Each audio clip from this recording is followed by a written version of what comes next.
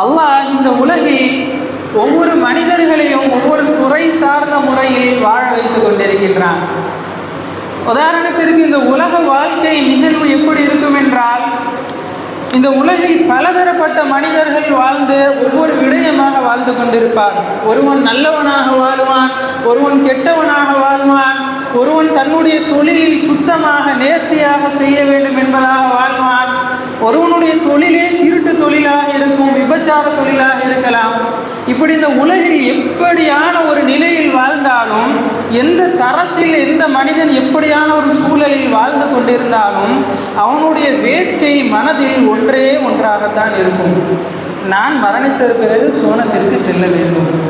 அவன் செய்வது பாவம் என்றே தெரிந்தாலும், அவன் செய்வது இறைவனுக்கு மோசடி என்று தெரிந்தாலும், நான் செய்யும் தொழிலை இறைவன் வெறுப்பான், என்னுடைய வாழ்க்கையை அல்லாஹ் கோபிப்பான், அல்லது அவன் எந்த கடவுளை இறைவனாக ஏற்று வாழ்கிறானோ அந்த கடவுளுக்கே இது பொறுக்காத காரியம் என்று நினைத்து அவன் வாழ்ந்தாலும் அவனுடைய ஆள் மனது என்ன சொல்லி கொண்டிருக்கும் தெரியுமா? நான் மரணித்த பிறகு இதற்குண்டான தண்டனையை அனுபவித்து விடக்கூடாது, நான் மரணித்தால் சோனத்திற்கு சென்று விடக்கூடாது, சோனத்திற்கு சென்று விட வேண்டும் என்பதாக வாழ்வான். ஆனால் அந்த வாழ்க்கையை இஸ்லாம், அல்லாஹ்வை நம்பிக்கை கொண்டவன், இஸ்லாத்தை இறைவனாக மார்க்க கோட்பாடாக ஏற்றுக்கொள்ளக்கூடியவன் எப்படி இந்த உலகில் வாழ வேண்டும்? அவன் இறைவனுடைய திருப்தியை பெற வேண்டும் என்றால், மரணித்த பிறகு அவன் வெற்றிக்குண்டான அந்த வழிக்கு செல்ல வேண்டும் என்றால் என்ன செய்ய வேண்டும் என்பதையும் அல்லாஹ்வும் ரசூலும் நமக்கு அழகான முறையில் காட்டி தருகிறார்கள். சூரா ஆல இம்ரான் என்ற அத்தியாயத்தில் 31வது வசனத்தில் அல்லாஹ் சொல்லுவான், குல்லின் குன்தும் துஹிப்பூனல்லாஹ், மனிதர்களே உங்களை அல்லாஹ் இறைவன் நேசிக்க வேண்டுமா? அதுதானே வாழ்க்கையின் குறிக்கோள், அதுதானே வாழ்க்கையின் லட்சியம். அல்லாஹ்வின் நேசம்தானே எங்களின் முக்கியமான வாழ்க்கையின் ஆதாரம். அதை அல்லாஹ் உங்களுக்கு தர வேண்டுமா? அல்லாஹ் கேள்வி கேட்கிறான். குல்லின் குன்தும் துஹிப்பூனல்லாஹ், அல்லாஹ் உங்களை நேசிக்க வேண்டுமா? அல்லாஹ்வுடைய அன்பு உனக்கு வேண்டுமா? அப்படி என்றால் என்ன தெரியுமா செய்ய வேண்டும்? ஃபத்தபிஊனி, நபியை நீங்கள் பின்பற்ற வேண்டும். அல்லாஹ் அக்பர். இறை காதலையும் இறை வெற்றியையும் அல்லாஹ் நபியின் பின்பற்றுதலோடு இணைத்திருக்கிறான் என்றால், நபி ஸல்லல்லாஹு அலைஹி வஸல்லமுடைய வழிமுறையில் தான் இறை காதல் இருக்கிறது என்று அல்லாஹ் சொல்கிறான் என்றால், அந்த ரசூலுல்லாஹுடைய வாழ்க்கை, அந்த ரசூலுல்லாஹுடைய நெறிமுறை எவ்வளவு முக்கியமானது கண்ணியமானவர்களே. அந்த வசனத்தோடு அல்லாஹ் சொல்லுவான், ஃபத்தபிஊனி, அல்லாஹ் உங்களை நேசிக்க வேண்டும் என்றால் நீங்கள் நபியை பின்பற்ற வேண்டும். அப்படி நபியை பின்பற்றினால் அல்லாஹ் என்ன தெரியுமா செய்வான்? யுஹிப்புகுமுல்லாஹ், அல்லாஹ் உங்களை நேசித்து விடுவான். அல்லாஹ் அக்பர். அல்லாஹ் நேசிப்பதோடு விட்டு விட மாட்டான். யக்ஃபிர் லகும் ஸுனூபகும், அல்லாஹ் உங்களுடைய எல்லா பாவத்தையும் மன்னித்து விடுவான். அல்லாஹ் உங்களுடைய பாவத்தையே மன்னித்து விடுவான் என்பதாக சொல்லி காட்டினான். கண்ணியமானவர்களே, ஆம், நபியுடைய வாழ்க்கை, ரசூலுல்லாஹி ஸல்லல்லாஹு அலைஹி வஸல்லம் அன்னவர்களை பின்பற்றக்கூடிய முறை, அன்னவர்களோடு பின்பற்றி வாழ்ந்த அந்த சஹாபாக்களின் வாழ்வு, இதுதான் ஒரு மனிதனை அல்லாஹ்வுடைய நேசத்திற்குரியவனாகவும் சூனத்திற்குரியவனாகவும் அவனை தீர்மானிக்கிறது என்பதை குர்ஆனின் மூலம் நாங்கள் விளங்க முடியும். ஆம், நபியின் வாழ்க்கை எப்படி இருந்தது? நபியுடைய வீட்டின் வாழ்வு, குடும்ப வாழ்வு, நபியின் பொது சமூக வாழ்வு, இஸ்லாத்திற்காக அவர்கள் செய்த வாழ்வு, அவர்களோடு பின்பற்றிய தோழர்களின் வாழ்வு எப்படி இருந்தது கண்ணியமானவர்களே? அல்லாஹ் சூரா பக்ரா என்ற ஒரு வசனத்தில் 214வது அத்தியாயத்தில் சொல்லுவான், அந்த சூனம், நபி சூனத்திற்காக பாடுபட்டார்களே, அவர்களை பின்பற்றி வாழக்கூடிய சஹாபாக்களை சூனத்திற்கு கொண்டு சேர்க்க வேண்டும் என்ற முறையில் அவர்கள் வாழ்ந்தார்களே, அந்த சூனத்தை குறித்து அல்லாஹ் சொல்லும் போது, அம் ஹசிபுதும் அன் ததுகுலுல் ஜன்னா, மனிதர்களே நீங்கள் எல்லாம் சொர்க்கத்திற்கு இலகுவான முறையில் சென்று விடலாம் என்று நினைத்து கொண்டிருக்கிறீர்களா? அம் ஹசிபுதும், மனிதனே, அன் ததுகுலுல் ஜன்னா, நீ சூனத்திற்கு ரொம்ப லேசா போய்விடலாம், இலகுவாக சூனத்தை பெற்றுவிடலாம், சும்மா தொழுவிட்டு நோன்பு மட்டும் முடித்து விட்டு இந்த உலகை விட்டு மரணித்து விட்டால் சூனத்திற்கு சென்று விடலாம் என்று நினைத்து கொண்டிருக்கிறாயா? சூனத்திற்கு செல்ல வேண்டும் என்றால் என்ன செய்ய வேண்டும் தெரியுமா? சூனத்தின் வாழ்வு உன்னை எப்படியெல்லாம் வந்தடையும் தெரியுமா? வலம்மா எத்திக்கும் மஸலுல்லதீன ஹலவு மின் கப்லிக்கும், முன்னால் வாழ்ந்த மனிதர்கள் அந்த சூனத்திற்காக கடும் பாடுபட்டார்கள். அந்த சூனத்திற்கு அவர்கள் செல்ல வேண்டும் என்பதற்காக இந்த உலகில் அவர்கள் கடுமையான சோதனைக்கு உள்ளாக்கப்பட்டார்கள். கண்ணியமானவர்களே, சோதனை தான் உங்களை சூனத்திற்கு அழைத்து செல்லும். எப்பேற்பட்ட சோதனை தெரியுமா? அந்த முன்னால் வாழ்ந்த மனிதர்கள் எல்லாம் எந்தெந்த சோதனைக்கு ஆளாகினார்கள் என்றால் அல்லாஹ் சொல்லும் போது மஸ்ஸதுஹுமுல் பஸா, அவர்களை கடுமையான வறுமை வாட்டியது. ஒருவேளை உணவுக்கு கூட வழி இல்லாமல், ஒருவேளை உணவு கூட உண்ண முடியாமல் கடுமையான வறுமையால் பாதிக்கப்பட்டார்கள். வல்லர்ரா, அவர்களை கடும் நோய் பீடித்தது. எந்த அளவிற்கென்றால் நபிமார்களுடைய நோயே கொடூரமாக இருந்தது. அய்யூப் அலைஹிஸ்ஸலாத்து வஸ்ஸலாம் கேள்விப்பட்டிருப்போம். ஒரு கட்டத்தில் அவர்களுடைய உடம்பிலே தொழுநோய் அதிகமாகி உடம்பில் உள்ள தோலில் இருந்து புழுக்கள் வெளியானது. அந்த புழுவினால் அவர்கள் பட்ட பாதிப்பு, அவர்கள் உடம்பில் இருந்து அந்த நோயின் கோர தாண்டவம் அவர்களை எந்த அளவிற்கு ஆளாக்கியது என்றால் கெட்டின மனைவி கூட அவர்கள் அருகாமையில் வைத்துக் கொள்ள முடியவில்லை. இப்படியான ஒரு சோதனை யாருக்கு? அல்லாஹ் ஒரு சாதாரண மனிதனுக்கு கொடுக்கவில்லை. தீர்க்க தரிசனத்தை எடுத்து சொல்ல வேண்டும் என்று அனுப்பப்பட்ட நபி அல்லாஹ் சோதித்தான். ஒரு கட்டத்தில் அய்யூப் அலைஹிஸ்ஸலாத்து வஸ்ஸலாம் அல்லாஹ்விடத்தில் மன்றாடினார்கள். அய்யூப் இத்நாதா ரப்பஹு, என் இறைவனே, அன்னி மஸ்ஸனிய துர், என்னுடைய நோயை நீ நீக்கிவிடேன் அல்லாஹ். அன்த அர்ஹமுர் ராஹிமீன், கிருபையாளனுக்கெல்லாம் நீ கிருபையாளனாக இருக்கிறாயே. என் உடம்பிலிருந்து புழு வருகிறது, என் மனைவி கூட என்னை பார்க்க முடியாத ஒரு கொடூரமான ஒரு சோதனை எனக்கு நீ தந்திருக்கிறாயே இறைவா, இந்த சோதனையிலிருந்து நீ என்னை பாதுகாத்து விடு என்று அல்லாஹ்விடம் அவர்கள் கையேந்தி பிரார்த்தித்தார்கள். அன்னி மஸ்ஸனிய துர் அன்த அர்ஹமுர் ராஹிமீன், யா அல்லாஹ், நீ தான் கிருபையாளனுக்கெல்லாம் கிருபையாளனாக இருக்கிறாய் என்று பிரார்த்தித்தார்கள். பிறகு அல்லாஹ் என்ன தெரியுமா செய்கிறான்? அவர்களுக்கு அந்த நோயையும் நீக்கி உடம்பில் இருந்து ஓடக்கூடிய புழுக்களை எல்லாம் அல்லாஹ் அப்புறப்படுத்தி அவர்களுடைய மனைவியோடு அவர்களை அல்லாஹ் சேர்த்து வைக்கிறான். நபியே அல்லாஹ் இப்படி சோதித்திருக்கிறான் என்றால் இந்த உலகில் நாங்கள் நிம்மதியாக வாழ்ந்து கொண்டிருக்கிறோம். எந்த விதமான சிரமமும் இஸ்லாத்திற்காக நாங்கள் அனுபவிக்கவில்லை. நாங்கள் சோனத்திற்கு செல்ல வேண்டும் என்றால் எவ்வளவு போராட வேண்டும், எவ்வளவு முயற்சிகளை நாங்கள் மேற்கொள்ள வேண்டும். கண்ணியமானவர்களே, அதைத்தான் அல்லாஹ் இந்த வசனத்தில் சொல்லும்போது, முன்னால் வாழ்ந்த மக்கள் எல்லாம் மஸ்ஸதுஹுமுல் பஸா வல்லர்ரா, அவர்கள் வறுமையிலும் சோதனையிலும் பீடிக்கப்பட்டார்கள். எந்த அளவிற்கென்றால் ஹத்தா யகூல ரசூல், அந்த மனிதர்களும் அந்த சமூகத்தில் வாழ்ந்த நபியும் சேர்ந்து அல்லாஹ்ட்ட இப்படி சொன்னார்களாம், மதா நஸ்ருல்லாஹ், அல்லாஹ்வின் உதவி எப்போது வரும், எங்களை எப்போது அல்லாஹ் கருணை பார்வை கொண்டு பார்ப்பான், இந்த அளவிற்கு கடும் சோதனையாக இருக்கிறதே, வாழ்க்கையே எங்களுக்கு இருளாக இருக்கிறதே, நாலாபுறங்களும் எங்களுக்கு சோதனை ஆட்டி வைத்து கொண்டிருக்கிறதே என்று அல்லாஹுடைய நபியே சொன்னார்கள். யார் சொன்னார்? அந்த சமூகத்தில் வாழ்ந்த நபியுடைய வாயிலிருந்தே இந்த வார்த்தை வந்தது, மதா நஸ்ருல்லாஹ், அல்லாஹ்வின் உதவி எப்போது வருமோ தெரியவில்லையே. பிறகு அல்லாஹ் ஆறுதல் சொல்கிறான், அலா இன்ன நஸ்ருல்லாஹி கரீப், நிச்சயமாக அல்லாஹ்வின் உதவி உங்களுக்கு சமீபமாகவே இருக்கிறது என்று நாம் ஆறுதல் கூறினோம்.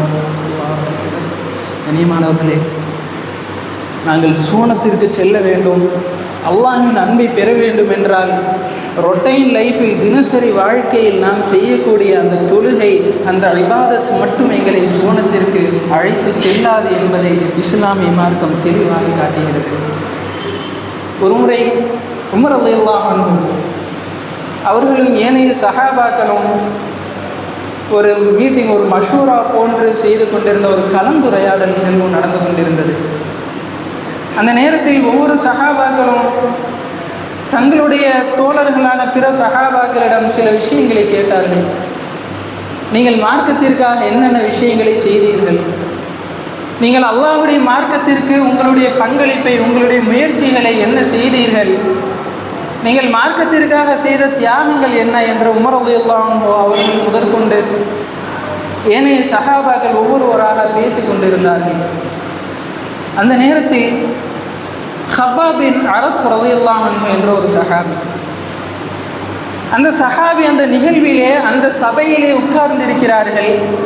இந்த ஒரு கேள்வி வருகிறது, நீங்கள் அல்லாஹ்வுடைய மார்க்கத்திற்கு நீங்கள் செய்த தியாகங்கள் என்ன என்று கேட்கும்போது ஹப்பாப் பின் அரத் ரலியல்லாஹு அன்ஹு வாயை திறந்து பேசவில்லை.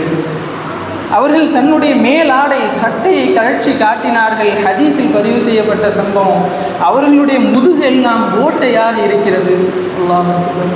அவர்களுடைய முதுகிலே எலும்பில்லாமல் சதையெல்லாம் கலண்டு ஒரு ஓட்டையான ஒரு கொடூரமான ஒரு நிகழ்வாக இருக்கிறது. யா ஹப்பாப் உங்களுக்கு என்ன ஆனது என்று உமர் ரலியல்லாஹு அன்ஹு கேட்கும்போது அவர்களுக்கு நடந்த அந்த வன்கொடுமையை குறித்து சொல்கிறார்கள். நான் அல்லாஹ்வுடைய மார்க்கம் இஸ்லாத்தை ஏற்றேன். நான் இஸ்லாத்தை ஏற்றதை என்னுடைய எஜமானி தடுத்தாள். அல்லாஹ்வை நீ வணங்கக்கூடாது, இந்த கடவுள்களை தான் நீ வணங்க வேண்டும் என்று அவள் வற்புறுத்தினாள். அந்த நேரத்தில் இதுவெல்லாம் இறைவன் அல்ல, இது அனைத்தையும் படைத்த அல்லாஹ் தான் இறைவன் என்று நான் சொல்லும்போது அவள் என்னை சுடக்கூடிய அந்த ஒரு இரும்பு தணலிலே படுக்க வைத்தாள். உயிரோடு என்னை அந்த நெருப்பு தணலிலே படுக்க வைக்கும் போது என் உடம்பில் இருக்கக்கூடிய சதையெல்லாம் உருகி அதில் இருக்கக்கூடிய இரத்தங்கள் தான் அந்த நெருப்பு தணலை அணைத்தது. இப்படியாக தொடர் வன்கொடுமையை நான் அனுபவித்துக் கொண்டிருக்கும் போது ஒரு கட்டத்தில் என்னுடைய முதுகு எலும்பெல்லாம் உருகி அது அப்படியே ஓட்டை உடைசலாயிருந்தது. அதைத்தான் அந்த ஹப்பாப் பின் அரத் ரலியல்லாஹு அன்ஹு தனக்கு ஏர்ந்த வன்கொடுமையை அப்படியே உமர் ரலியல்லாஹு அன்ஹு சொல்லி காட்டுகிறார்கள். உடம்பிலே மேல் ஆடையை கலற்றினால் முதுகிற்கு பின்னால் எலும்பில்லாமல் சதையில்லாமல் ஓட்டை உடைசலாகவே வாழ்ந்தார்கள் சத்திய சகாபாக்கள். கனிமானவர்களே, இவ்வளவு கடுமையான தியாகத்திற்கு மத்தியில் இந்த அளவிற்கு அல்லாஹ்வுடைய மார்க்கம் எங்கள் அளவிற்கு வந்து சேர்ந்திருக்கிறது. இந்த மார்க்கத்தை நாங்கள் பின்பற்றும் போது சில சோதனைகள் வரலாம். அதை தான் நான் முதலாவது ஒரு ஹதீஸில் சொல்லும்போது, ஒரு கட்டத்தில் எந்த அளவிற்கு இஸ்லாமியர்களின் சோதனை காலம் வரும் என்றால் ரசூலுல்லாஹ் ஸல்லல்லாஹு அலைஹி வஸல்லம் அன்னவர்கள் சொல்லி காட்டுகிறார்கள், வாதிரு பில் அமால், ஒரு நேரம் வரும், அந்த நேரத்தில் நீங்கள் நன்மைகளை விரைந்து செய்து கொள்ளுங்கள். முதலில் அந்த நேரம் எப்படி இருக்கும் தெரியுமா? அந்த சோதனை காலம் எவ்வளவு கடுமையாக இருக்கும் தெரியுமா? முதலில் இரவிலே எப்படி இருள்கள் சூழ்ந்து அடுக்கடுக்காக வருகிறதோ, இரவிலே எப்படி கடுமையான இருள் சூழ்ந்து அடுக்கடுக்காக வந்து கொண்டிருக்கிறதோ, அதே போன்று உங்களுக்கு உன்னுடைய வாழ்க்கையில், உங்களுடைய தனி வாழ்க்கையில், சமூக வாழ்க்கையில் சோதனை கடுமையாக வரும். அந்த இரவின் இருள் போன்ற சோதனைகள் கடுமையாக வந்து கொண்டிருக்கும். அந்த நேரம் எப்படி இருக்கும் என்றால், ஒருவன் பகலிலே முஸ்லிமாக இருப்பான், காலை பொழுதிலே அவன் அல்லாஹ்வை வணங்கி கொண்டிருப்பான், காலை பொழுதிலே அல்லாஹ்வையும் ரசூலையும் நம்பிக்கை கொண்டவனாக இருப்பான். மாலையில் காஃபிராகி விடுவான். அல்லாஹ் காலையில் அல்லாஹையும் ரசூலையும் குரானையும் ஹதீஸையும் நம்பிக்கை கொண்டிருப்பான். அந்த சோதனையின் கோர தாண்டவம் அவனை என்ன செய்யும் தெரியுமா? காஃபிரா, மாலையில் அவனை மார்க்கத்தை விட்டு வெளியேற வைத்துவிடும். அல்லாஹ், அவ்வளவு கடுமையான ஒரு காலத்தில் தான் நாமும் வாழ்ந்து கொண்டிருக்கிறோம். இன்னும் ஒரு நேரம் அதே அந்த ஹதீஸின் தொடர்ச்சியிலேயே ரசூலுல்லாஹ் சொல்லும்போது, யும்ஷி முஃமினா, மாலையில் ஒருத்தன் முஸ்லீமாக இருப்பான், அல்லாஹ்வை நம்பிக்கை கொண்டிருப்பான். யுஸ்பிஹு காஃபிரா, காலையிலே அவன் மார்க்கத்தை விட்டு வெளியேறக்கூடிய காஃபிராக இருப்பான். ஆம், நிகழ்காலத்தில் நடந்து கொண்டு தான் இருக்கிறது. போதை பழக்கங்கள், அல்லாஹ் தடுத்த பல வகையான செயல்பாடுகள். ஒருவன் போதை அருந்தும் போது அது கஞ்சாவாக இருக்கலாம், சாராயமாக இருக்கலாம், அந்த நேரத்திலெல்லாம் மார்க்கம் அவனை விட்டு வெளியேறிவிடும். ஒருவன் போதை அருந்தும் போதோ, திருடும் போதோ, விபச்சாரம் செய்யும் போதோ ரசூலுல்லாஹ் ஸல்லல்லாஹு அலைஹி வஸல்லம் அன்னவர்கள் சொன்னார்கள், எப்படி உங்கள் ஆடையை நீங்கள் கலற்றினால் உங்கள் உடம்பில் இருந்து ஆடை வெளியேறுகிறதோ அதே போன்று ஈமான் உன்னிடமிருந்து வெளியேறிவிடும் என்று சொன்னார்களே. இன்று எத்தனை தொழுகையாளிகள் சிகரெட் குடித்து கொண்டிருக்கிறார்கள். இன்று எத்தனை ஏகத்துவவாதிகள் அல்லாஹ் தடுத்த இந்த ஹராமான போதை வஸ்துக்கள் உட்கொண்டு கொண்டிருக்கிறார்கள். இவ்வளவு கடுமையான ஒரு காலத்தில் தான், இந்த சோதனை நிறைந்த காலத்தில் தான் நாம் வாழ்ந்து கொண்டிருக்கிறோம். சவாலாக இருக்கிறது ஈமானிய உறுதி. இந்த சவால் நிறைந்த இந்த காலத்தில் சஹாபாக்களின் தியாகங்களை நாங்கள் எடுத்தால் எங்கள் வாழ்வு மிகவும் இனிமையாகிவிடும். முஹம்மது ரசூலுல்லாஹ் ஸல்லல்லாஹு அலைஹி வஸல்லம் அவர்கள். அவர்களுடைய வாழ்வு 2 வகையாக நாங்கள் பிரிக்கலாம். ஒன்று மார்க்கத்திற்காக அவர்கள் எடுத்துக்கொண்ட தியாகம், 2வது தன்னுடைய குடும்பத்திற்காக அவர்கள் பட்ட அவஸ்தைகள் என்று 2 வகையாக பிரிக்கலாம். மார்க்கத்திற்காகவும் அல்லாஹ் அவர்களை கடுமையாக சோதித்தான். யாரை? முஹம்மது ரசூலுல்லாஹி ஸல்லல்லாஹு அலைஹி வஸல்லம் அவர்களை. தன்னுடைய தனிப்பட்ட குடும்ப வாழ்க்கையிலும் ரசூலுல்லாஹி ஸல்லல்லாஹு அலைஹி வஸல்லம் அல்லாஹ் அசைத்து பார்த்தான். பொது வாழ்வு என்று வைத்துக்கொண்டால் அல்லாஹ்வுடைய தூதர் அவர்களுக்கு ஒரு நேரம் வந்தது. எப்படி என்றால், இஸ்லாத்தை ஏற்றுக்கொண்டவர்களை எல்லாம் காஃபிர்கள் கடுமையான முறையில் அவர்கள் அடிக்க ஆரம்பிக்கிறார்கள். இந்த ஒரு சம்பவத்தை கூட ஆயிஷா ரலியல்லாஹு அன்ஹா நன்றாக கவனித்துக் கொள்ளுங்கள். தன்னுடைய கணவனான நபியான ரசூலுல்லாஹ்விடம் ஒரு கலந்துரையாடல் செய்யும்போது, யா ரசூலுல்லாஹ், அல்லாஹ்வின் நபியே, உங்கள் வாழ்க்கையில் நீங்கள் சிரமங்களை மிகவும் உங்களால் மறக்க முடியாத அளவிற்கு கடுமையான பாதிப்புகளை நீங்கள் அனுபவித்தது உண்டா? நீங்கள் ஏதாவது அந்த அளவிற்கு சிரமத்தை நீங்கள் உங்கள் வாழ்க்கையில் அனுபவித்தீர்கள் என்றால் என்னிடம் கொஞ்சம் சொல்லுங்களேன் என்று ஆயிஷா ரலியல்லாஹு அன்ஹா முஹம்மது ரசூலுல்லாஹ் ஸல்லல்லாஹு அலைஹி வஸல்லம் அவர்கள் கேட்கிறார்கள். ரசூலுல்லாஹ் பேரை கேட்டால் ஸலவாத் சொல்ல வேண்டும், ஸலவாத் சொல்லுங்கள். அப்போது ஆயிஷா ரலியல்லாஹு அன்ஹா கேட்ட கேள்விக்கு ரசூலுல்லாஹி ஸல்லல்லாஹு அலைஹி வஸல்லம் அவர்கள் பதில் சொல்லும்போது, ஆம் ஆயிஷா, என் வாழ்க்கையிலும் ஒரு கோர சம்பவம் ஒன்று இருக்கிறது. அந்த கோர சம்பவத்தை என்னால் மறக்க முடியாத அளவிற்கு அந்த வேதனையை, அந்த சோதனையை நான் அனுபவித்தேன்.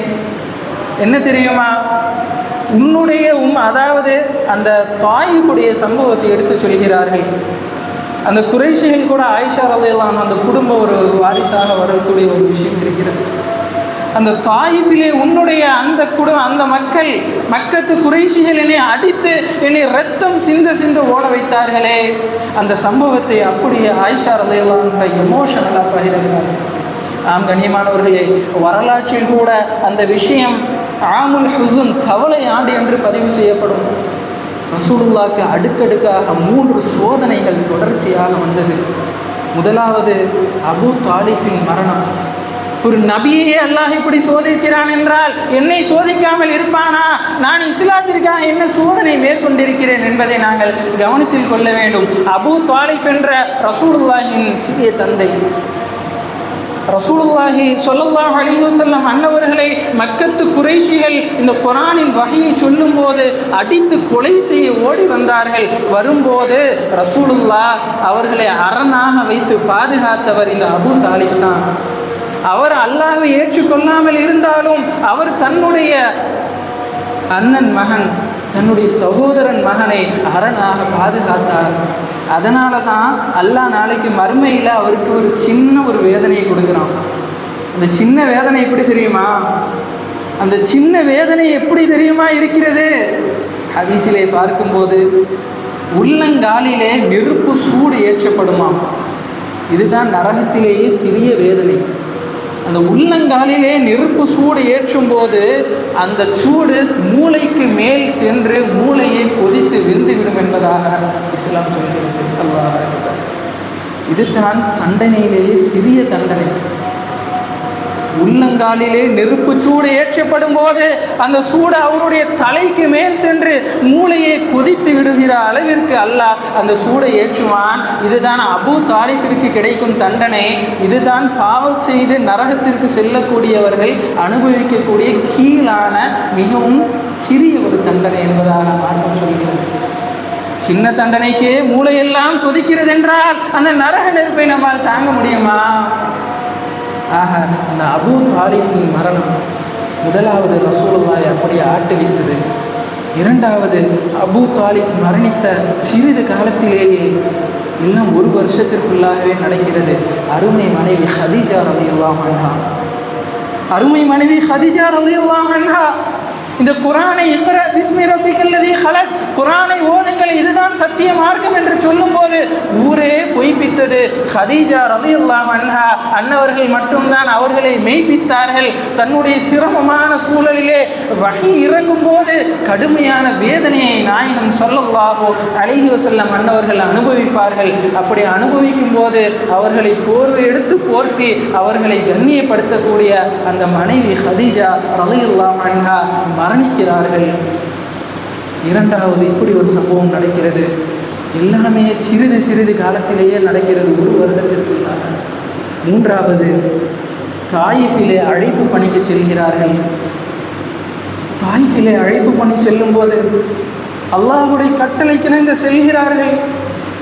செல்லும்போது அந்த கூட்டம், அந்த மக்கத்து காஃபிர்கள் அவர்களை கல்லை எடுத்து அப்படியே அவர்களை இரத்த கரையாக்குகிறார்கள்.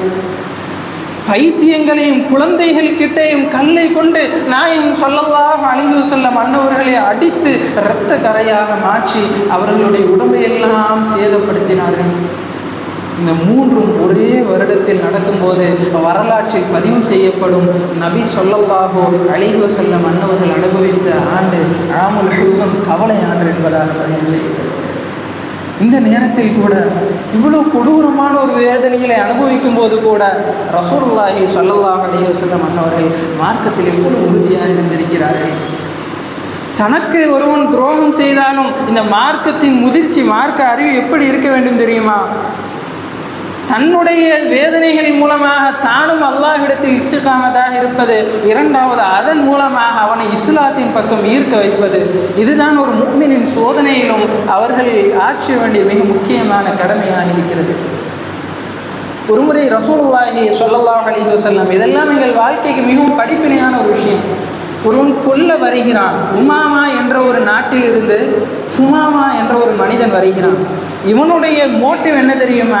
நபியை தலையை சீவி விட்டு நபியுடைய தலையை கொலை செய்து அந்த தலைவர்களிடம் ஒப்படைக்க வேண்டும். இதுதான் அவனுடைய குறிக்கோள். ஒவ்வொரு முறையும் முயற்சி செய்கிறான். ரசூலுல்லாஹி ஸல்லல்லாஹு அலைஹி வஸல்லம் அன்னவர்களையும் தலையை வெட்ட வேண்டும். நஅூதுபில்லாஹ், அல்லாஹ் பாதுகாக்க வேண்டும். எப்படியாவது தலையை வெட்டிவிட வேண்டும் என்று ஒரு தடவை வந்து அப்படியே வாளால் வெட்ட முயற்சி செய்யும் போது சஹாபாக்கள் அவனை கையும் களவுமாக பிடிக்கிறார்கள். அப்படியே அவன் சஹாபாக்களிடம் சிறைப்படுத்தப்படுகிறான். இஸ்லாம் எவ்வளவு ஒரு கண்ணியமான ஒரு விடயத்தை எங்களுக்கு சொல்லி தருகிறது என்பதை நாங்கள் புரிந்து கொள்ள வேண்டும். அப்படியே அவன் கொலை குற்றவாளியாக பிடித்து ரசூலுல்லாஹ் அவர்களிடம் ஒப்படைக்கப்படுகிறான். நாம் என்ன செய்திருப்போம்? ஒரு கொலை குற்றவாளி, அந்த நேரத்திலேயே அவனை கொலை செய்து விட வேண்டும், அவனை வெட்டி துண்டமாக்க வேண்டும் என்றுதான் கட்டளை பிறப்பித்திருப்போம். ஆனால் நபியுனா முஹம்மது ரசூலுல்லாஹ் ஸல்லல்லாஹு அலைஹி வஸல்லம் அன்னவர்கள் சொன்னார்கள், அவனை நீங்கள் அடிக்க வேண்டாம், துன்புறுத்த வேண்டாம், கொலை செய்ய வேண்டாம், அவனை அப்படியே பள்ளியில் கெட்டி போடுங்கள் என்று சொன்னார்கள். இதுதான் நடந்தது. முதலாவது நாள் அவன் பள்ளியில் கெட்டப்படுகிறான், ஒரு கொலை குற்றவாளி. நடக்கும் நிகழ்வுகளை எல்லாம் பார்க்கிறான். இரண்டாவது நாளும் அப்படியே வருகிறது. ரசூலுல்லாஹி ஸல்லல்லாஹு அலைஹி வஸல்லம் அவனை கண்ணியமான முறையில் நடத்தும்படி கட்டளையிடுகிறார்கள். முதலாவது நாள் கழிந்தது. முதலாவது நாள் இறுதியில் ரசூலுல்லாஹை பார்த்து சொல்கிறான், யா ரசூலுல்லாஹ், முஹம்மதே, நான் உங்களை கொலை செய்ய வந்த ஒரு கொலைகாரன். நீங்கள் என்னை கொலை செய்தாலும் நான் அதற்கு தகுதியுடையவன் தான். நீங்கள் என்னை மன்னித்தாலும் நன்றியுடையவனாக இருப்பேன் என்ற ஒரு வாசகத்தை சொல்கிறான். இரண்டாவது நாளும் அப்படியே பள்ளியில் கெட்ட வைக்கப்படுகிறான். அவன் அப்படியே பள்ளி வாசலில் நடக்கும் கண்ணியமான விடயங்களை பார்த்து இரண்டாவது நாள் இறுதியிலும் ரசூலுல்லாஹ் ஸல்லல்லாஹு அலைஹி வஸல்லம் அன்னவரிடம் வந்து ஒரு வார்த்தை சொல்கிறான், யா ரசூலுல்லாஹ், நபி, நான் உங்களை கொலை செய்ய வந்தவன் தான், நான் உங்களுடைய நிம்மதியை கெடுத்தவன் தான். இருந்தாலும் நீங்கள் என்னை கொலை செய்தாலும் அதற்கு நான் தகுதியுடையவன், நீங்கள் மன்னித்தாலும் நான் உங்களுக்கு நன்றியுடையவனாக இருப்பதை நீங்கள் காண்பீர்கள் என்று சொல்கிறான். மூன்றாவது நாளும் கொலை குற்றவாளி பள்ளியில் இருக்கும்போது மூன்றாவது நாள் முடிகிறது. அவனை ரசூலுல்லாஹ் கெட்ட அவிழ்த்து மன்னித்து விடுங்கள் என்று சொல்கிறார்கள். அந்த நேரத்தில் ஒரு அற்புதம் நடக்கிறது. என்ன தெரியுமா? யா ரசூலுல்லாஹ், நான் உங்கள் கரத்தை பிடித்து இஸ்லாத்தை ஏற்றுக்கொள்கிறேன், அஷ்ஹது அல்லா இலாஹ இல்லல்லாஹ் வ அஷ்ஹது அன்ன முஹம்மது ரசூலுல்லாஹ் என்ற ரசூலுல்லாஹின் கையை பிடித்து மார்க்கத்தை ஏற்றுக்கொண்டார். கண்ணியமானவர்களே, தனக்கு நேர்ந்த சோதனைகளை, தனக்கு வந்த கடுமையான கஷ்டங்களை கூட முஹம்மது ரசூலுல்லாஹ் ஸல்லல்லாஹு அலைஹி வஸல்லம் அன்னவர்கள் அல்லாஹ்வுடைய மார்க்கத்திற்காக பயன்படுத்தினார்கள். ஒவ்வொரு சோதனைகளையும் ரசூலுல்லாவை இவ்வளவு ஆக்கப்பூர்வமாக பயன்படுத்தும் போது மனிதன் என்ற அடிப்படையில் நாங்கள் ஏற்படக்கூடிய சோதனைகளை எல்லாம் அல்லாஹ்விற்காக பொறுத்து கொள்ள வேண்டும். சோதனைகள் தான் எங்களை சோனத்திற்கு அழைத்து செல்லக்கூடிய ஒரு முக்கியமான வழி என்பதை உணர்ந்து செயல்பட வேண்டும். அல்லாஹ்வுடைய மார்க்கத்தில் அல்லாஹ் இஸ்திகாமத்தாக வாழக்கூடிய தௌஃபீக்கை தந்த அருள் புரிவானாக. ஆகிர் தஅவாஹும் அல்ஹம்துலில்லாஹி ரப்பில் ஆலமீன்.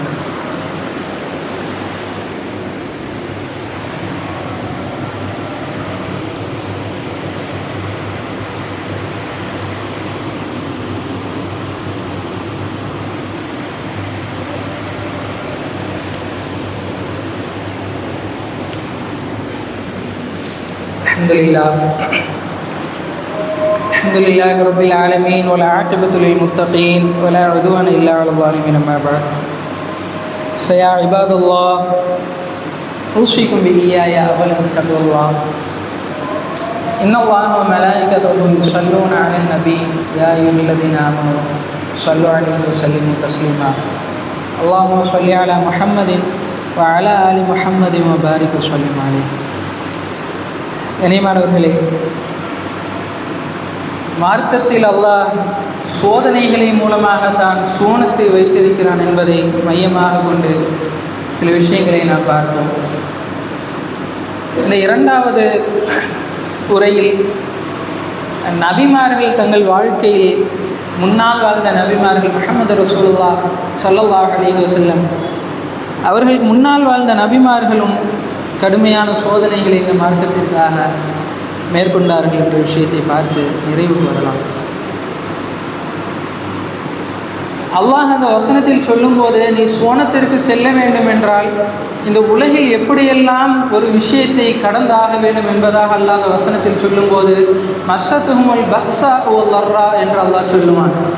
பக்ஸா என்றால் கடுமையான வறுமை, உணவே உட்கொள்ள முடியாத அளவிற்கு பட்டினியால் வாடக்கூடிய வறுமையிலும் அல்லாஹ் உங்களை சோதிப்பான். ஒரு லர்ரா என்றால் கடுமையான நோய்கள் மூலமாகவும் சோதிப்பான் என்பதாக அல்லாஹ் சொல்லி காட்டுகிறான். இந்த பக்ஸா என்ற வறுமை சஹாபாக்களை எந்த அளவிற்கு ஆட்டுவித்தது தெரியுமா? நாங்களெல்லாம் 3 வேளைக்கு 1 வேளை குறைவில்லாமல் உணவு சாப்பிட்டு கொண்டிருக்கிறோம். இதில் கூட கேரள பகுதிகளெல்லாம் 4 வேளை உணவு சாப்பிடுவார்கள். சுபுகுக்கு முன்னால் ஒரு உணவோ, அதற்கு பிறகு காலை உணவோ, இப்படி நாமும் 4 வேளை 3 வேளை என்று வாய்க்கு ருசியாக சாப்பிட்டு கொண்டு வாழ்க்கையை கழித்து கொண்டிருக்கிறோம். அல்ஹம்துலில்லாஹ். ஆனால் சஹாபாக்களுடைய வாழ்க்கையும் ஒவ்வொரு மார்க்கத்தை சொல்ல வந்த நபிமார்களின் வாழ்க்கையும் எவ்வளவு கோரமாக இருந்தது தெரியுமா? ஒருமுறை இந்த மக்கத்து குறைஷிகள் என்ன செய்கிறார்கள்? இஸ்லாத்தை தடுக்க வேண்டும் என்று அனைத்து முஸ்லிம்களையும் சஹாபாக்களையும் ஊர் நீக்கம் செய்கிறார்கள். இதில் ஒரு விஷயம் வரும், அதில் ரசூலுல்லாஹ் முஹம்மது ரசூலுல்லாஹ் கூட அதில் அடங்கி இருந்தார்கள் என்று ஒரு விஷயம் வருகிறது. அதை உறுதி செய்ய முடியவில்லை.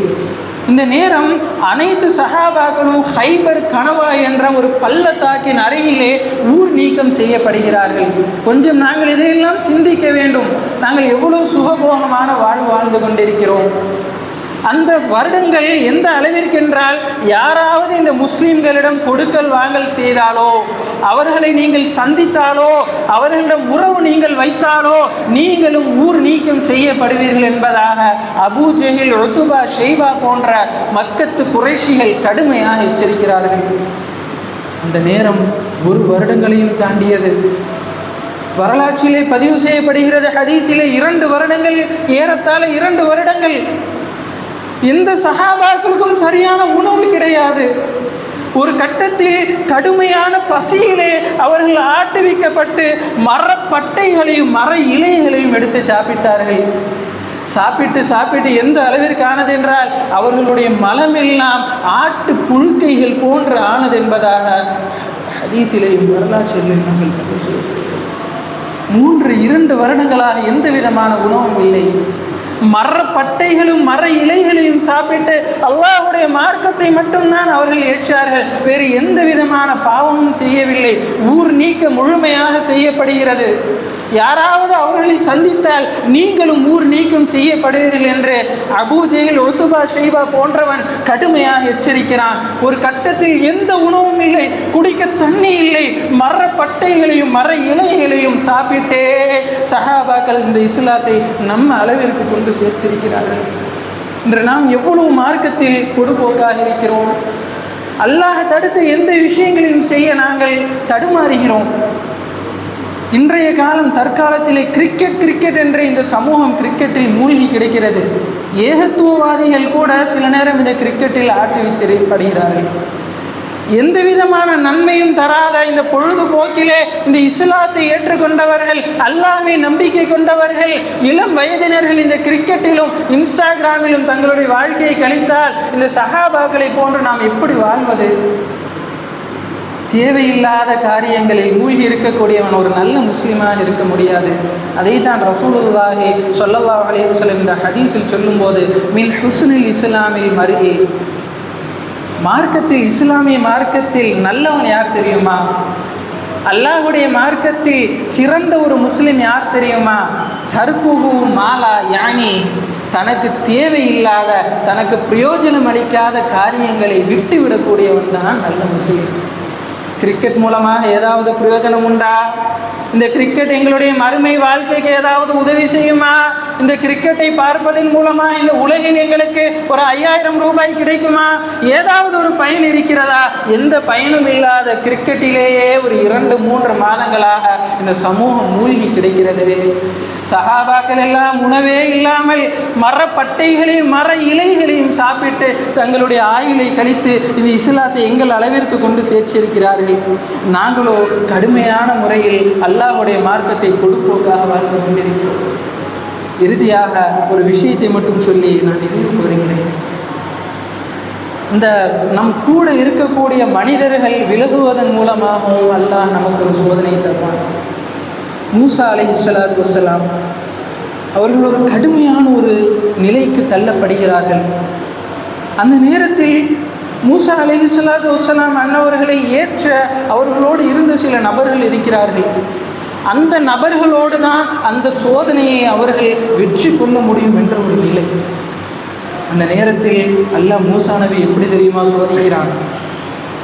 அவன் கூட இருக்கிற மனிதர்கள் எல்லாம் மூசா நபி கூட்டும்போது, பாருங்கள் நம்ம எல்லோரும் சேர்ந்து இந்த எதிரிகளோடு போரிடலாம், அவர்களை எதிர்கொள்ளலாம் என்று சொல்லும்போது கூட இருந்த மனிதன் சொன்னான், ஃபத்ஹப் அன்த வ ரப்புக ஃபகாத்திலா இன்னா ஹாஹுனா காயிதூன், மூசாவே நீனும் உன் இறைவனும் சென்று போரிடு, நாங்கள் எல்லாம் வராமல் இங்கேயே தான் உட்கார்ந்து கொண்டிருப்போம். அல்லாஹ் அக்பர். சில நேரம் நம் கூட இருக்கும் உறவுகள் கூட நம்மை விட்டு விலகலாம். ஒரு கவலையான ஒரு நேரம், ஒரு கடுமையான ஒரு நேரம். அந்த நேரத்தில் மூசா நபி தனியாக இருக்கிறார்கள். கூட இருக்கும் நண்பனையும் கூட இருக்கும் மனிதர்களையும் கூப்பிடும் போது அவன் ஒரு வார்த்தை சொன்னான், ஃபஸஹப் அன்த வ ரப்புக ஃபகாத்திலா இன்னா ஹாஹுனா காயிதூன், மூசாவே நீனும் அல்லாஹ்வும் சென்று போரிடு, நாங்கள் எல்லாம் அங்கே வரமாட்டோம், இங்கேயே உட்கார்ந்து கொண்டிருக்கிறோம். அவனோடு நான் ஏன் போரிட வர வேண்டும்? உன் அல்லாஹ் எனக்கு என்னத்தை தந்தான் என்ற ஒரு பொருள்பட ஒரு வாசகத்தை சொல்கிறார்கள். அப்போது மூசா நபி அல்லாஹ் இடத்தில் அழுது துஆ செய்கிறார்கள், ரப்பி இன்னி லா அம்லிகு இல்லா நஃப்ஸி, யா அல்லாஹ் நான் இப்படி தனியாக இருக்கிறேன், என்னையும் இந்த ஹாரூன் என்ற நபியும் கொண்டு என்னை பலப்படுத்து என்று அல்லாஹ் இடத்தில் துஆ செய்கிறார்கள். கண்ணியமானவர்களே, கூட இருக்கும் உறவுகள் சில சங்கடமான, சில சிரமமான நேரங்களில் எங்களை கைவிட்டாலும் நாங்கள் அல்லாஹ்விடத்தில் நம்பிக்கையோடு இருக்க வேண்டும். இன்று சில குடும்பத்தில் சில ஏற்படும் சில சிக்கல்களின் காரணமாக கூட இருக்கும் இஸ்லாமிய சமூகம் இவருக்கு உதவியில்லை என்பதற்காக பல பேர் இஸ்லாத்தை விட்டு வெளியேறி கிறிஸ்தவத்திற்கு செல்கிறார்கள். இதையெல்லாம் நாங்கள் நடக்கும் நிகழ்வுகளாக பார்க்கிறோம். உன் கூட இருப்பவன் உன்னை விட்டு அகண்டு சென்றால் நீ கவலைப்படக்கூடாது. மூசா நபிக்கு இதுதான் நடந்தது, இதற்கு முன்னால் வாழ்ந்த பல நபிமார்களுக்கும் இதுதான் நடந்தது. என் உறவினர் எனக்கு உதவி செய்யவில்லை, என் கூட இருக்கும் குடும்பத்தினர்கள் என்னை விட்டு விலகுகிறார்கள் என்பதற்காக நீ இஸ்லாத்தை விட்டு விலகி கிறிஸ்தவத்திற்கோ வேறு மதத்திற்கோ சென்றால் மறுமையில் நரகத்திற்கு நீ கரையாகி விடுவாய். இன்று பல சம்பவங்களை பார்க்கிறோம். பல நபர்கள் இஸ்லாத்தை விட்டு கன்வெர்ட்டாகி கிறிஸ்தவத்திற்கும் இன்ன மதங்களுக்கும் சென்று கொண்டிருக்கிறார்கள். அவர்கள் சொல்லும் முக்கியமான காரணம் இதுவாகத்தான் இருக்கும். பல காரணங்கள் சொன்னாலும் சிரமங்களிலே இவர்கள் எங்களை கைவிட்டார்கள், அவன் என்னை அன்பாக அரவணைத்து கொண்டான். கொஞ்சம் அருகில் இருக்கும் தேவாலயங்களுக்கெல்லாம் சென்று பார்த்தால் தெரியும் எத்தனை முஸ்லீம்கள் ஜெபத்திற்கு வருகிறார்கள் என்பதாக நாங்கள் பார்க்கலாம். ஆக சோதனைகள் கடுமையாக இருந்தாலும் மார்க்கத்தில் இஸ்திகாமத்தாக இருக்க வேண்டும். சோதனைகள் கடுமையாக இருக்கும்போது இமாம் இப்னு தைமியா ரஹ்மஹுல்லாஹ், இஸ்லாத்தின் அறிஞர் இமாம் இப்னு தைமியா ரஹ்மஹுல்லாஹ் நமக்கு ஒரு வழிகாட்டுதல்களை சொல்கிறார்கள். சோதனைகள் கடுமையாக இருந்தால் முதலாவது அல்லாஹ்விடத்தில் நீங்கள் பிரார்த்தனை செய்யுங்கள். அல்லாஹ்விடத்தில் நீங்கள் செய்யக்கூடிய பிரார்த்தனைகள் உங்களை சோதனையில் இருந்து பாதுகாக்கக்கூடிய ஒரு மிக முக்கியமான ஒரு கேடயமாக இருக்கின்றது. இரண்டாவது, தொழுது அல்லாஹ்விடத்தில் துஆ செய்வது.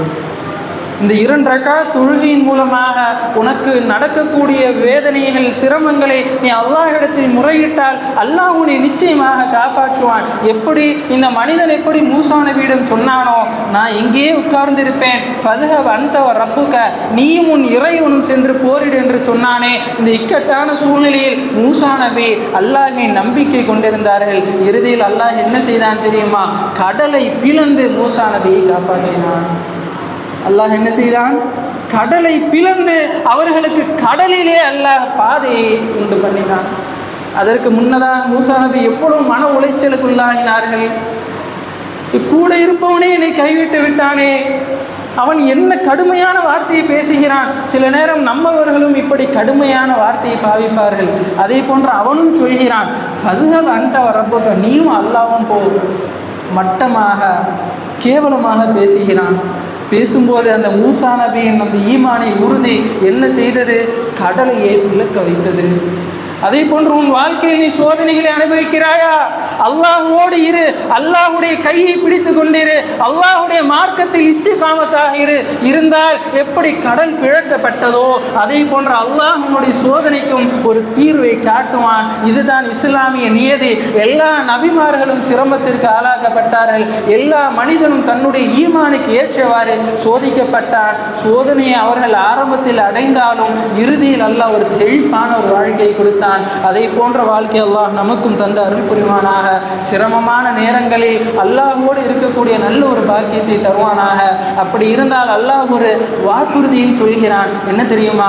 இன்னல்லதீன காலூ ரப்புனல்லாஹ், இவன் அல்லாஹ்வை மட்டும் உறுதியாக நம்பிக்கை கொண்டானோ, என்ன சோதனை வந்தாலும் மார்க்கத்தில் உறுதியாக இருந்தானோ, வெறுமனே தொழுகை இபாதத் என்று இல்லாமல் அல்லாஹ்விற்காக தியாகங்களை மேற்கொண்டானோ, அவனுடைய மரண நேரத்தில் சும்மஸ்தகாமு ததனஸ்ஸலு அலைஹிமுல் மலாயிகா, அல்லாஹ் 2 வானவர்களை இறக்குவான். அந்த 2 வானவர்கள் அவனுடைய உயிர் தொண்டை குழியில் அடைத்து அவன் சக்கராத்துடைய நேரத்தில் உயிருக்கு போராடி கொண்டிருக்கும் போது 2 வானவர்கள் இறக்கப்படுவார்கள். ததனஸ்ஸலு அலைஹிமுல் மலாயிகா, அல்லாஹ் அந்த மலாயிகமார்களை இறக்கி சொல்லுவான், அல்லா தஹாஃபு, மனிதனே நீ கவலைப்பட வேண்டாம், வலா தஹ்ஸனு, நீ பயப்படவும் வேண்டாம், வ அப்ஷிரு பில் ஜன்னா, உனக்கு சூனத்தை கொண்டு அல்லாஹ் வாக்களித்து விட்டான் என்ற ஒரு சுபசோபனம் சக்கராத்துடைய நேரத்தில் அல்லாஹ்வால் கிடைக்கப்படும். அப்படிப்பட்ட நல்ல ஒரு முஸ்லிம்களாக அல்லாஹ் நம்மை வாழ வைப்பானாக. வாழும் காலத்தில் சோதனை வந்தாலும் சிரமங்கள் வந்தாலும் இது சூனியமாக இருக்குமோ, இதற்கு யோசியக்காரனிடம் செல்லலாமோ, இதற்கு சென்று ஓதி பார்க்கலாமோ என்றெல்லாம் எங்களுடைய ஈமானை தடுமாற விட்டு விடாமல் ஈமானில் இஸ்திகாமத்தோடு இருப்போம். எந்த சோதனைகள் வந்தாலும் தொழுகை துஆ மூலமாக எதிர்கொள்வோம். அப்படியான நல்ல முஸ்லிம்களாக வாழ அல்லாஹ் தௌஃபீக் செய்வானாக. எத்தனையோ இஸ்லாமியர்கள் இந்த சோதனையினால் மந்திரவாதியிடமும் ஜோசியக்காரனிடமும் அல்லாஹ்வுடைய மார்க்கத்தை இழந்து இருக்கிறார்கள். அவர்களெல்லாம் நேர்வழியில் கொண்டு வர அல்லாஹ் நமக்கு ஒரு பாக்கியத்தை தந்தருள் புரிவானாக. அல்லாஹ் எங்களையும் ஈமானிலே உறுதியோடு வாழ வைப்பானாக.